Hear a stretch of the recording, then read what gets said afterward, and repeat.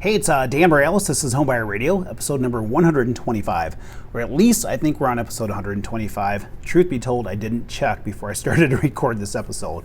Well, hey, last week what I talked about taking the video, or I should say taking the podcast to a video podcast, and I'm really excited to do that. Now, one of the things that I realized is as we syndicate this podcast, it goes out to a number of different places. And one of the things that we realized is video or a video podcast, unfortunately, in some areas, you just won't get it. All right. So those of you who listen via Spotify, you would have missed a couple of the episodes that were actually video only episodes because unfortunately Spotify rejects the video podcast. Those of you who listen on iHeartRadio, you did still get the podcast, but you only got the audio version of the podcast, not the video version. And then if you're watching on Instagram TV or you're watching on Facebook or any of the number of areas where we post this, most of you would have seen the video podcast. And then of course those of you using iTunes would have received the video podcast as well too. Part of the challenges of the video podcast is just the file size and what it takes for you to be able to download it, right? So this week we went back to an audio only podcast. I think what we're going to hope to do at some point here is figure out a better way to be able to kind of syndicate video out there. But if you're looking for a video version of the podcast, you can find it on Instagram TV. If you just search Dan the Mortgage Man, you'll find me on Instagram TV. We will post these every week. We've been pretty good at posting most of them, but we will post them every week. You can also find them on my Facebook page, which is Homebuyer Radio, as well as my Facebook page for my mortgage practice, which is Dan the Mortgage Man. You'll find it on both of those as well. And of course, we do have a YouTube channel as well that you can find it. So you can find all of my content, if you will, if you just go to my website, which is danmorales.com. That's DANMORALEZ.com. So again, danmorales.com. We'll have all of it under the podcast and video page. We continue to add to the website content and good stuff like that. So I'm hoping that you can find most of that.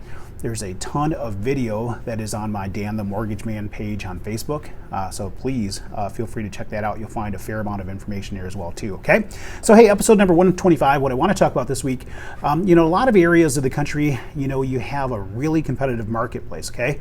And one of the biggest challenges that people run into is they have a house that they own that they need to sell to be able to buy that next property, okay? So they need the proceeds or the equity from the sale of their current house in order to be able to buy that next property that they hope to purchase.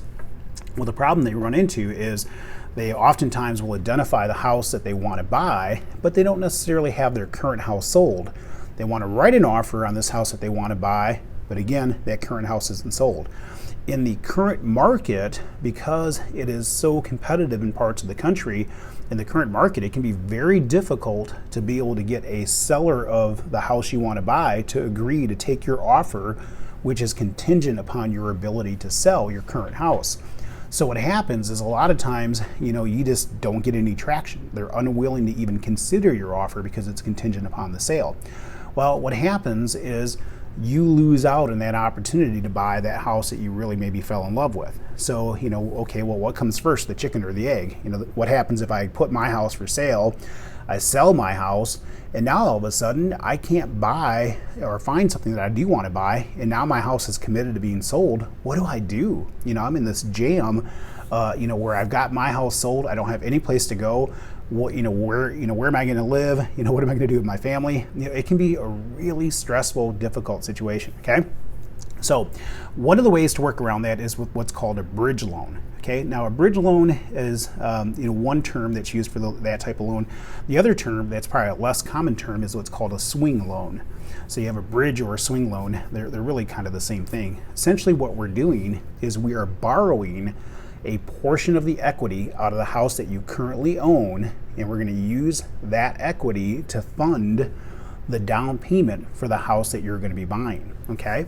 Now, what happens in that scenario is that loan against your current home can come in a number of different variations, right? Some lenders will encourage you to take a home equity loan against the house that you intend to sell, use the proceeds from that home equity loan to turn around and purchase or make the down payment of the next house that you're going to buy.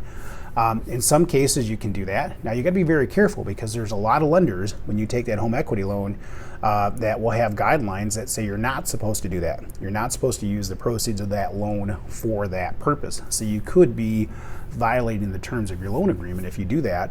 But the bigger challenge in that scenario is whenever you do a bridge or a swing loan, what happens is you've got to be able to qualify for the payment that's associated with the property that you currently own, as well as the payment on the house that you're going to be buying. So what happens in that scenario that we just talked about, if you go take a home equity loan, let's just say to fund your down payment for the house you're buying, you're going to have a mortgage on the house you're buying, you're going to have a home equity loan, and you're likely going to have the mortgage that you still have on your current house. So what happens in that case is now you have 3 different mortgages. Mortgage on the house you're buying, mortgage on the house you currently own, plus a home equity loan on the house you currently own.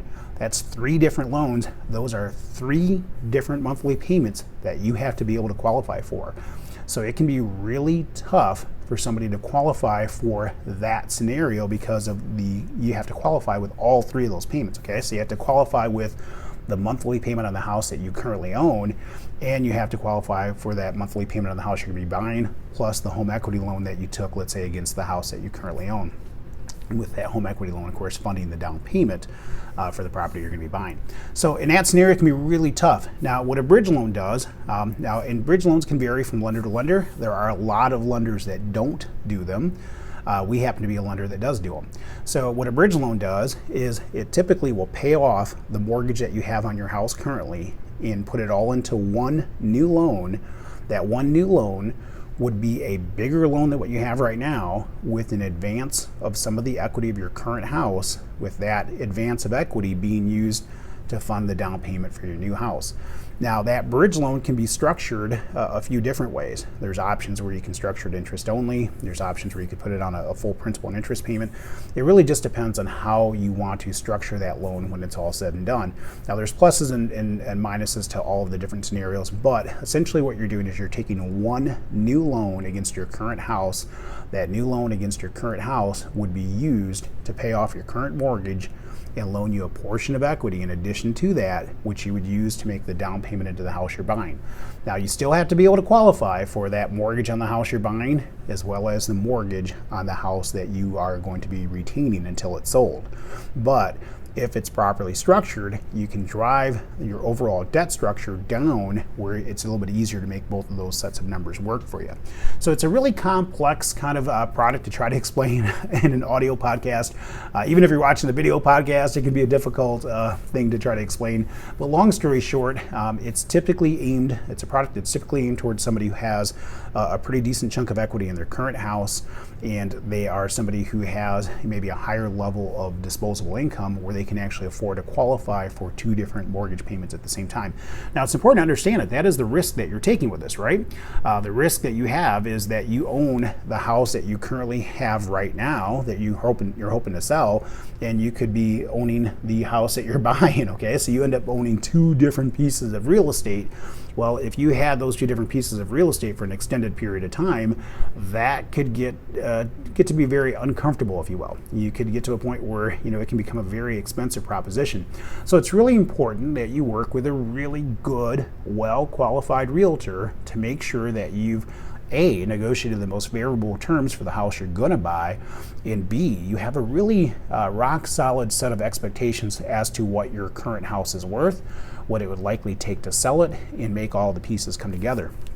So I just had this scenario with a client this week where I sat down and we kind of went through this scenario. Oops, sorry, as I hit my microphone there. We went through the scenario this week. I'm one of those people that talks with their hands, so go figure, I smack things around all the time. But I had a scenario this week where a client had the need for a bridge loan. Now, their agent is a really good agent. The way she negotiated the terms for the house they're buying is she was able to negotiate enough time for them to close on the house they're buying that there's a really high probability that they can list their current house, sell it, and close on it prior to when they need to close on that new house.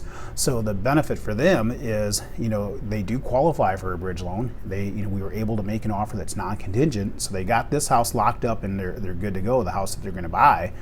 but they also have some time to sell their current house. So there's a high probability in their case that they're not going to need to do a bridge loan to be able to make something go.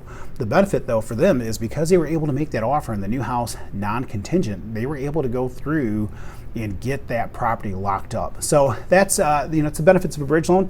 Definitely something that you can consider if you are in a situation where you're concerned about what happens with the house I'm selling versus the house I'm buying. Hey, I'm Dan Morales, NMLS number 709729. You can find me online at danmorales.com or at 616-931-4629. Love to help you out if you're in need of a bridge loan. We do offer them in a lot of the states that are out there, and we have some pretty creative products. Again, Dan Morales over at North Point Bank. And remember, North Point Bank is an equal housing lender. Have a great day.